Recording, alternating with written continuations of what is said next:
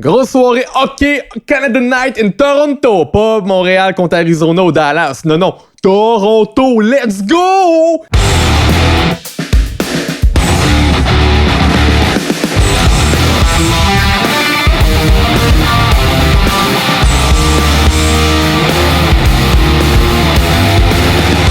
Commençons avec le face-off de départ. Le puck se fait pousser jusqu'à Chiarot en zone défensive qui refile directement à Jeff Petry l'autre bord de la bande en arrière du filet de Price. Petry reçoit le puck, il lève la tête face au jeu et voit que son couvreur est Austin Hogg. Je le veux dans ma team, Matthews! Petry fait un fake pass pour Thompson et Matthews mord à l'hameçon comme un gros poisson en étendant tout son corps pour intercepter la passe. Puis il tombe sur la patinoire, lame de patin par en avant directement sur son propre coéquipier Andreas Johnson qui lui tombe à son tour face par en avant. J'ai beau aimer Matthews, j'ai beau le vouloir dans ma team, mais c'est ça qui est drôle puis ça commence bien un match quand tu détestes les Leafs. Oh yeah! Ok, passons aux choses sérieuses maintenant. La game est encore jeune, nous sommes à 55 secondes de jouer, puis Gally tente un shot sur Hutchinson, mais il rate le filet côté gauche, le puck glisse jusqu'en zone défensive par la bande. Il y a une course qui se fait entre Weber, Mété et les joueurs des Leafs, Kasperi Kapanen. En analysant bien le jeu, on voit que Mété crie après Weber pour lui dire un truc dans le genre « C'est beau le gros, laisse-moi aller chercher le puck! » Fait que Weber, il contourne le jeu pour attendre de recevoir le puck à gauche de la patinoire derrière le filet de Price. Kapanen, le petit profiteur, il voit que c'est Mété qui s'en va pour back-checker. Il sait très bien qu'il est beaucoup plus facile de mettre en échec Victor Mété que le gros Shea LeBeouf Weber. Kapanen accélère, ayant compris ce qui se dessine devant lui, en se disant qu'il aura une job facile. Mété s'en laisse pas imposer pour autant, décide de prendre le back-check comme un vrai en passant le puck du côté gauche à Weber. Le gros Shea distribue automatiquement le puck à Gally, qui lui en moins de 2 fait une passe par la bande à Lekonen en zone neutre. L'équipe patine jusqu'en zone offensive, puis Max Domi file à toute allure à sa gauche, sur un rush de 2 contre 3. Malgré le fait que Toronto ait 3 hommes en zone défensive, contre seulement 2 pour nous en offense, Lekonen se retrouve presque en breakaway, mais il n'y a pas d'espace pour shooter parce qu'il protège le puck de son côté revers contre Mitch Marner, qui lui aussi patine vraiment rapidement, puis Lecky il sait qu'il aura très peu de chances de battre Hutchinson du revers, à moins d'un tir vraiment parfait puis dans un angle pas trop évident puisqu'il est trop avancé en zone offensive. Lecky est un joueur intelligent puis son cerveau déborde de IQ Hockey Sense. Il aurait pu tenter de ramener le puck de son côté fort puis prendre la chance de se faire poke check par Marner, mais il décide quand même de protéger le puck du côté revers, puis il fait une passe foudroyante à Max Domi qui aura qu'à tirer dans une cage déserte sur son côté fort à lui. Je suis même pas sûr qu'Albert Einstein aurait pu comprendre ce jeu-là tellement que Lekonen l'a fait en moins de 3 secondes. Oh my god! 1-0 Montréal, go Habs go! Go, Habs, go! OK, next. Il reste 14 minutes 17 à la période. On est en D-zone parce que les méchants Leafs, ils veulent se reprendre et imposer leur rythme à eux. Fait que Kulak qui contrôle le puck, regarde devant lui. Il est un peu inactif dans le cercle des face-off à droite. Puis il voit que Matthews, encore lui, vient mettre un peu de pression. Fait qu'il décide de passer le puck à Kel Fleury côté gauche, qui refile directement à Nate Thompson. Erreur, jeune homme. C'est pas grave, Kel. Je t'aime pareil. William Nylander couvrait bien Thompson qui se fait poke check jusque dans le coin gauche. Et Nylander il file comme une fusée pour aller reprendre le puck lui-même. Fleury tente de mettre de la pression sur Nylander, mais il plaque dans le beurre puis il se retrouve hors d'équilibre en plus que Thompson se retrouve aussi derrière le filet au lieu de couvrir son homme en avant du filet avec Price.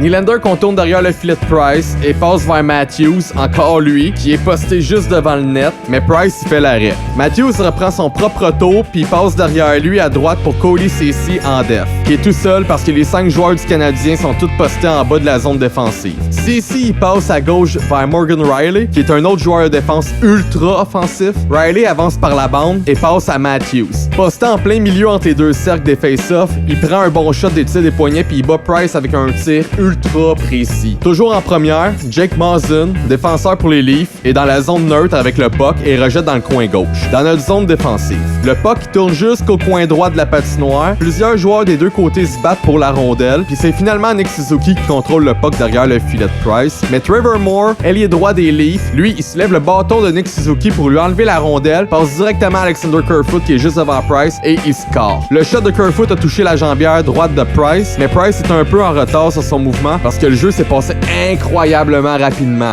2-1 Toronto. Lorsqu'il reste 3 minutes 4 en première, KK tente de mettre en échec John Tavares par la bande dans notre zone défensive, mais c'est le gros Weber que Tavares finit par rencontrer dans sa route et se fait écraser. Mention honorable au genou de Tavares qui a survécu même après avoir plié en 4. La deuxième période est entamée, puis il y a un 2 contre 1 qui s'installe pour Toronto. Ilya Mikheyev passe en one-timer à Trevor Moore, qui fait un shot parfait dans le haut du filet côté bloqueur à Price. C'est maintenant 3-1 pour Toronto. Puis là, je suis au bar, ok, puis je suis en tape-nac. Je suis en train de regarder tout ça en silence avec ma Heineken. Pas le temps de niaiser. En troisième période, powerplay pour Toronto. Kerfoot entre dans la zone défensive par la gauche à pleine vitesse. Il fait une passe à Tyson Barrie. Barrie ralentit un peu le jeu, toujours en contrôle de la rondelle. Il repasse à Kerfoot qui a pris sa place en défense pour la redonner tout de suite encore à Barrie. Un peu mélangeant comme jeu, j'en conviens. Toronto prend son temps pour s'installer comme il faut. Barrie aperçoit Nylander complètement seul à droite et lui refile le puck. Nylander avance jusqu'au cercle des mises en jeu. Tout doucement, aucun danger. Il prend un bon wrist shot puis il compte. Esti de c*****. 4-1 pour Toronto, puis là, je suis vraiment sacrément au bord.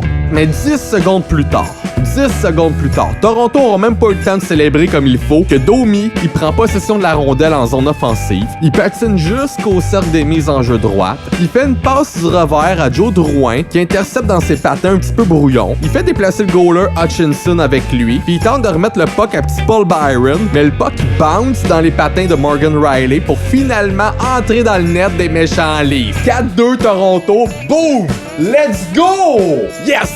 Il reste encore 13 minutes 35 en troisième, puis Montréal prend une autre mise en jeu côté gauche en zone offensive. Dano gagne la mise en jeu et le puck va jusqu'au bâton de Shea Weber qui prend un lancer des poignets. Le puck frappe quelques joueurs et tombe sur le bâton de Brendan Gallagher qui à son tour fait un wrist shot qui bat Hutchinson. Croyez-vous à la magie, guys? Let's go! Encore 7 minutes 8 au match, on est en power play puis Petrie prend un gros shot directement sur le bâton de Kasperi Kapanen. Son bâton se fracasse et Kapanen, tel un vilain gamin, lance le restant de son bâton directement sur le beau bâton tout neuf de Petrie. Les Zébrés lèvent le bras au ciel pour signaler au bon Dieu du hockey qu'il y aura un penalty shot. Jeff Petrie doit maintenant exécuter ce tir contre Hutchinson. Jeff Petrie entend mes prières directement du bar local de mon coin et s'avance gracieusement tel un enfant prodige pour marquer à la gauche de Hutchinson en dessous de la mitaine. Yes sir, c'est maintenant 4-4. Mais c'est dans ta pipe qu'il y a Panen. Fuck yeah, on a une game, guys. 4 minutes 45 à la troisième. Encore une mise au jeu à gauche en zone offensive par le trio de Dano. Il remporte sa mise au jeu, puis encore le gros Weber prend le puck, prend un bon wrist shot qui tombe encore dans la mêlée devant le net des Leafs. Cette fois, c'est Dano qui récupère les vidanges de Weber pour tirer dans une belle cage déserte. Puis c'est maintenant 5-4 Montréal. 4 buts sans riposte pour Montréal. Wow! Wow! Wow! Mais tel un bon film d'Hollywood, les Leafs n'abandonnent pas, retirent leur goaler pour un attaquant d'extra. Tyson Barrie prend un lancer de la ligne bleue et un long retour va jusqu'au bâton de devenez qui. Ben ouais, le gros c*** de moustachu Austin Matthews encore. Mais Jesus Christ tente de sauver les meubles en se pitchant de tout son long vers Matthews. Matthews est un petit futé par contre, pas comme toi Kapanen. Puis il prend son temps, il laisse Jesus Price tomber de tout son long avant de décocher un tir dans le filet. C'est maintenant 5-5, puis là, les Bleus se lèvent de leur siège pour célébrer leur samedi soir au Rogers Arena avec leur bonne bière. Moi, j'étais en crise dans le bar. On se dirige en overtime pour un deuxième match de suite, puis la plus belle chance provient de Max Domi lorsque son tir frappe de plein fouet le masque d'Hutchinson, puis que le puck ricoche sur la barre transversale du net. Grosse mention aussi à Price qui aurait arrêté Marner puis Tavares en breakaway pour garder le match en vie parce que sinon les Leafs gagnaient, c'était sûr. Direction tir de barrage. Premier à se lancer Mustachio Matthews, mais Price lui montre c'est qui le vrai boss avec un gros pad save. Ensuite, c'est petit Paul Byron qui y va. S'il te plaît, pas un autre slap shot comme en Caroline. Cette fois, Byron utilise sa vitesse pour déjouer Hutchinson entre les jambières, puis c'est maintenant 1-0 Montréal.